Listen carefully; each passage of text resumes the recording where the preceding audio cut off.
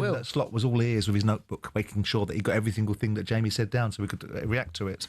Look, I mean, I like Jamie, and I think a lot of the time what Jamie says is worth listening to.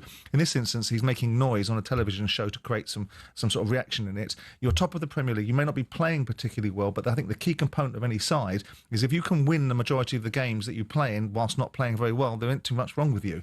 And if you've got the assembled parts, I mean, I'm quite glad that Isak hasn't hit the ground running because I'd like to see him struggle a little bit. Mean-spirited me, I know, but notwithstanding it. And I look at it and think to myself, well, what is there to worry about, really?